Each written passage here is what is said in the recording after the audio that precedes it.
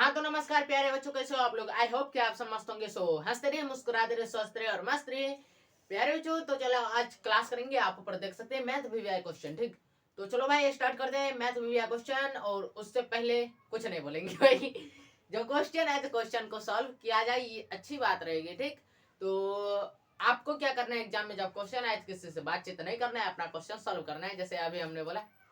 ठीक, कोई बात अच्छी नहीं। ठीक, तो यहाँ पर देखो भाई, यहाँ पर करना क्या है, यहाँ पर पहले क्वेश्चन देखो, क्वेश्चन क्या कह रहा है। क्वेश्चन एक दिया हुआ है कि द्विघात समीकरण का मूल निकाले। ठीक, क्या कह रहा है भाई, द्विघात समीकरण का मूल निकाले। भाई ध्यान रखना कि जितना भी क्वेश्चन हम बता रहे हैं वो क्वेश्चन एग्जाम में आएगा। ठीक, तो इसलिए क्लास को डेफिनेटली अच्छे से करो। ठीक, और क्लास को जो है पूरा एंजॉय के साथ करो। ठीक, क्योंकि जो बता रहे हैं वो एग्जाम में आएगा, ये भाई क्लियर बोल रहे हैं। ठीक, तो यहाँ पर देखो द्विघात समीकरण लिखेंगे। द्विघात समीकरण जो क्वेश्चन दिया वो क्वेश्चन पहले लिख लेते हैं। द्विघात समीकरण क्या दिया हुआ है भाई, द्विघात समीकरण का मूल निकालें। ठीक, का मूल निकालें। भाई मूल निकालना आप लोग सीख गए होंगे। ठीक, मूल निकालें, का मूल निकालें। ठीक, और लास्ट में एक और इम्पोर्टेंट बात बताने वाला हूं, तो आप लोग तैयार रहिएगा उस इम्पोर्टेंट बात बता सुनने के लिए, इसलिए फुल वॉच कीजिएगा। ठीक, तो 2x² माइनस 2√2x+1 = 0। ठीक, जो कि समीकरण है क्या भाई, 2x² माइनस 2√2x+1 = 0। इस समीकरण का जो कहता है भाई मूल निकालने के लिए, मूल निकालने का हमने एक फॉर्मूला बताया था द्विघात समीकरण में। वो फॉर्मूला हमें लगता है आप लोगों को याद होगा। ठीक, वो फॉर्मूला क्या बताया था कि पहले आपको क्या करना है, डी निकाल लेना है। ठीक, डी निकालने के लिए आपको क्या करना पड़ेगा भाई, एबीसी की जरूरत पड़ेगी, तो पहले ए मालूम कर लेना। ए क्या होता होगा, तो ये x² का जो पीछे वाला गुणांक रहता है वो आपका हो जाएगा ए, तो क्या है 2। और बी आपका क्या हो जाएगा भाई, एक्स के पीछे वाला, एक्स के पीछे क्या है भाई, -2√2। क्या है, -2√2, तो ये आपका बी हो जाएगा। ठीक, तो -2√2 लिख देना। ठीक बच्चों, -2√2। और उसके बाद आपको सी मालूम करना पड़ेगा। सी आपको लास्ट में जो यहाँ पर बचा हुआ है वो होगा सी, तो यहाँ पर +1 है तो +1 को 1 लिखेंगे। ठीक, एबीसी आपको मालूम चल गया। ठीक, एबीसी जब आपको मालूम चल जाएगा तो आपको क्या करना पड़ेगा बताते हैं। आपको एक सूत्र हमने बताया था, D = B² - 4AC।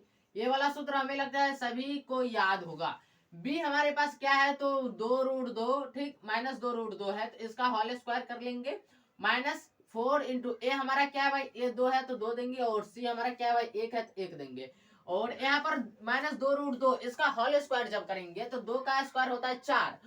ठीक, तो यहाँ पर -2 है तो इसका होल स्क्वायर क्या हो जाएगा 4, -2 का होल स्क्वायर 4, क्योंकि माइनस का स्क्वायर प्लस हो जाता है, प्लस छुप जाता है। और √2 का होल स्क्वायर क्या होता है, हमने बताया था कल, √3 का होल स्क्वायर 3। उससे पिछले बार बताया था कि √5 का होल स्क्वायर 5, इस प्रकार बताया था, तो √2 का होल स्क्वायर 2 हो जाएगा। ठीक, यहाँ तक क्लियर है। और -4 और 2 को गुना कीजिए, 4 दूना 8 हो जाएगा, 8 से कम 8, यानी कि यहाँ पर हमको आने वाला है 8। फिर यहाँ 4 और 2 को गुना कीजिएगा तो 8 - 8। हमने इतना डीपली इतना क्या किया, थोड़ा लंबा खींचा, इसलिए कि आप लोग को क्लियर समझ में आए। आप लोग अगर जो समझदार होंगे वो यहीं पर 8 - 8 कर देगा, लेकिन जो क्लियर समझना चाहते होंगे उनके लिए हमने यहाँ पर कर दिया। ठीक, और 8 में से 8 जाएगा, कितना हो जाएगा भाई 0, तो हम यहाँ पर नीचे हम 0 लिखेंगे। ठीक, 0 ये आ गया। और एक चीज आपको हमने बताया था कि जब मूल सॉरी विविक्ति कर या फिर कहिए विवेचक, ये 0 जब आ जाएगा, ठीक, जब ये 0 आ जाता है तब क्या होता है भाई, मूल बराबर होते हैं। क्या, मूल बराबर होते हैं। ठीक, वास्तविक और बराबर मूल होते हैं, वास्तविक और समान मूल होते हैं। तो अब दिमाग में फिट कर लो कि हमें जो मूल आने वाला है वो बराबर मूल आने वाला है। ठीक, तो यहाँ पर 0 आ गया विविक्ति कर। ठीक, तो अब हमें क्या करना पड़ेगा भाई, अब हमें ये चीज करना पड़ेगा कि मूल निकालने का सूत्र क्या होता है, 0 4 हमको दिया हुआ 4, x² वाला x है। ठीक, x² x है, तो हमें मूल निकालना है x का। मूल निकालना मतलब क्या, x का मान निकालना है। ठीक, तो ये x का मान निकालने के लिए हमें सूत्र लिखना पड़ेगा, -b ±√d/2a। ये सूत्र हमने आप लोगों को बताया था, याद करो फटाफट से। ये सूत्र हमने आप लोगों को बताया था जब द्विघात समीकरण वाला जो चैप्टर पढ़ा रहे थे, उस समय हमने ये सूत्र आप लोगों को बताया था। ठीक, द्विघात बहुपद वाला चैप्टर में। यहाँ पर क्या करना पड़ेगा भाई, -b की जगह पर क्या देना पड़ेगा, -b की जगह पर तो पहले माइनस, और b की जगह पर है भाई -2√2।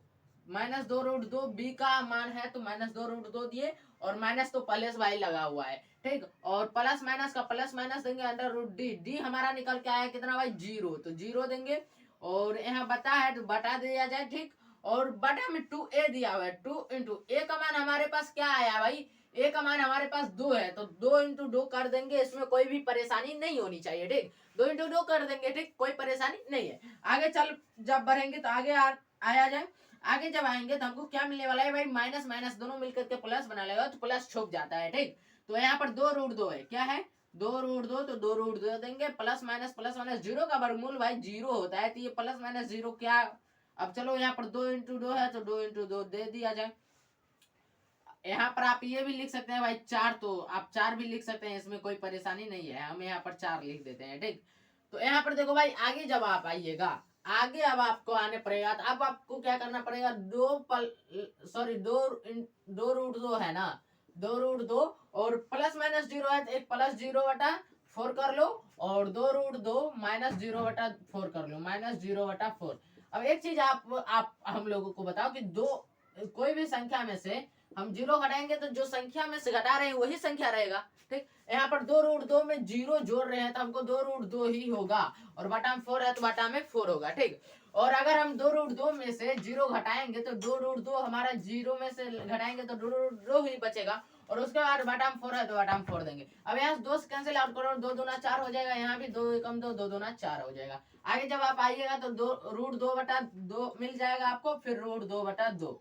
भाई हमने आपको एक चीज बताया था कि जब विविक्तिकर या फिर विवेचक 0 आए तो वास्तविक मूल और समान मूल होंगे। आ गया भाई समान मूल, दोनों बराबर है, समान ही हुआ भाई। तो ये चीज हमने पहले डिस्कस कर दिया, ये मूल निकालने से पहले अभी डिस्कस कर दिया, और इससे पहले भी कई बार डिस्कस कर चुके हैं। आपको ऑब्जेक्टिव में भी एक बार पूछा गया है कि जब विविक्तिकर या फिर विवेचक 0 हो, आपके क्वेश्चन में है जब विवेचक 0 हो, शून्य हो, तो मूल क्या होंगे, वास्तविक और समान, वास्तविक और असमान, वास्तविक नहीं, उसके बाद दिया हुआ है क्या पैरेसिटिक, इनमें से कोई नहीं, ये 4 ऑप्शन दिया रहता है। तो आपको जब मूल बराबर होंगे, मतलब मूल बराबर हो, जब विवेचक कहिए या फिर विविक्तिकर कहिए, जब विवेचक और विविक्तिकर जो होता है 0 होता है, तब क्या होता है कि मूल्य बराबर होते हैं और वास्तविक होते हैं। और विवेचक और विवेक्तिकर जब धन पूर्णांक होता है तब क्या होता है, मूल वास्तविक और असमान, यानी कि बराबर नहीं, ठीक। और जब विवेचक या फिर कहिए विविक्तिकर, जब विवेचक और विविक्तिकर जो है वो क्या हो जाता है, ऋणात्मक संख्या हो जाता है, तब क्या होता है कि मूल वास्तविक नहीं रहता है, ठीक। तो यहाँ पर हमको मूल वास्तविक मिल गया है, ठीक।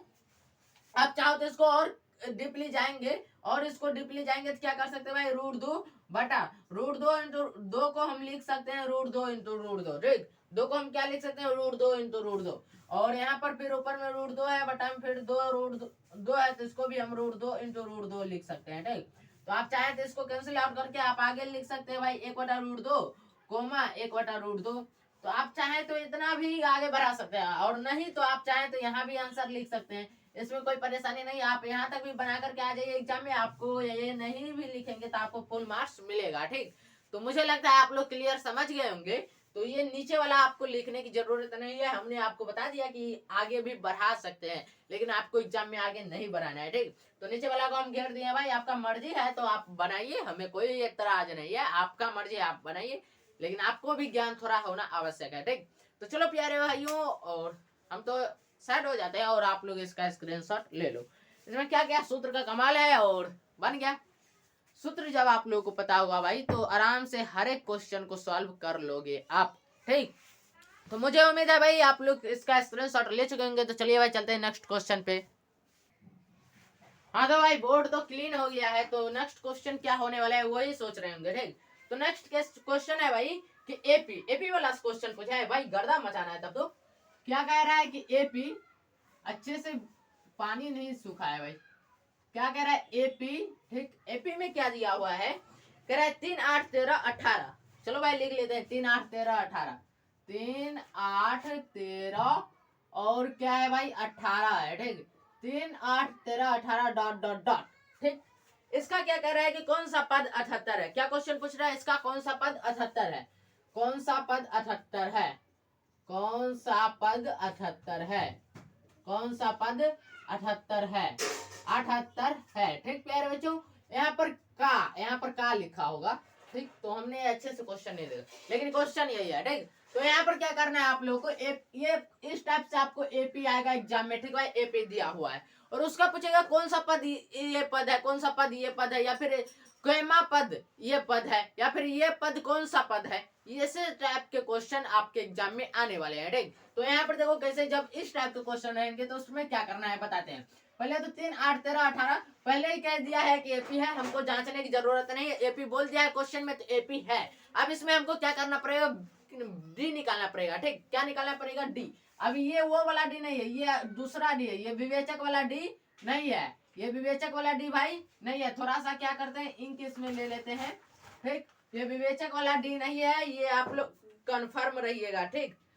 विवेचक वाला डी कहाँ पर आता है मालूम है, द्विघात समीकरण में। ये विवेचक वाला डी नहीं है, ठीक। तो चलो भाई चलते हैं, अब यहाँ पर डी निकाल लेते हैं, ठीक। यहाँ पर क्या करना है भाई, डी निकालिएगा तो डी इक्वल टू आपको क्या करना पड़ेगा, ये दूसरा पद जो है 8, इसमें से आपको पहला पद 3 को घटाइए तो क्या निकल के आ गया भाई, 5 आ गया, ठीक। ये आपका डी निकल के आ गया। अब आपको क्या कह रहा है, कौन सा पद 78 है। उससे पहले आप लोग एक चीज लिख लीजिए, ए पहला पद ए होता है तो इसको 3, और डी भी आपको मालूम चल गया। अब आपको पूछ रहा है भाई, आपको पूछ रहा है एन, यानी कि कौन सा पद 78, मतलब एन पूछ रहा है, तो एन इक्वल टू वाट हो जाएगा।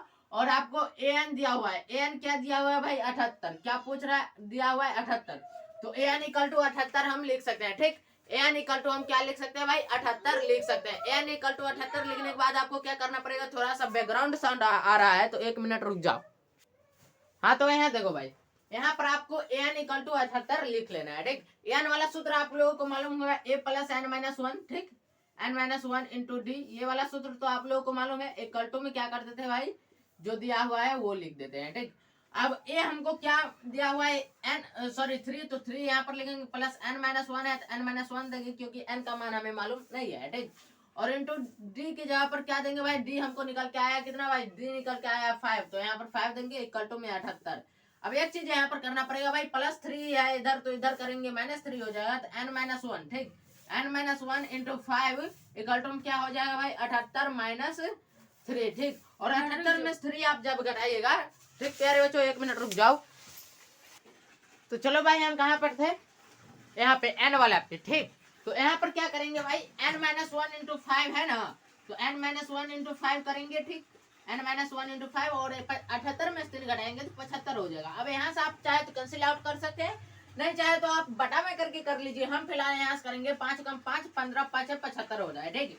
तो एन माइनस 1 इक्वल टू हमको मिल रहा है भाई 15, क्या मिल रहा है 15, और ये माइनस 1 को इधर करेंगे तो प्लस 1 हो जाएगा, तो एन इक्वल टू 15 प्लस 1 हो जाएगा हमको, ठीक। 15 प्लस 1 होने के बाद हमको क्या होगा भाई, एन इक्वल टू क्या हो जाएगा भाई 16, और हमको एन मालूम करना था, ठीक। एन मालूम करना था तो एन इक्वल टू 16 हो गया, तो लिखेंगे इसलिए 16वां पद, क्या 16वां पद क्या है भाई 78 है, 78 है। इस प्रकार से आप लिख दीजिएगा, आपका फुल मार्क्स मिलेगा, ठीक प्यारे बच्चों। थोड़ा सा बैकग्राउंड साउंड आने लगा है तो अब क्लास को एंड करेंगे, उससे पहले आप लोग फटाफट से इसका स्क्रीनशॉट ले लीजिए। आज भाई नहीं करा पाए उतना क्लास तो कोई बात नहीं, लेकिन क्लास जो भी बताए हैं भाई यहाँ से क्वेश्चन आते हैं, ठीक। तो इसलिए सभी बातों पर फोकस कीजिएगा, ठीक। और ध्यान रहे कि बहुत जल्द आप लोगों के लिए आ रहा है क्या भाई, इतिहास का वो सब्जेक्टिव क्वेश्चन जहां से आपके 20 नंबर बनने वाले हैं, ठीक। तो चलिए प्यारे बच्चों मिलते हैं नेक्स्ट क्लास में, देखते हैं क्या होने वाला है नेक्स्ट क्लास में। तब तक के लिए हंसते रहिए, मुस्कुराते रहिए, स्वस्थ रहिए और मस्त रहिए। जय हिंद, जय भारत।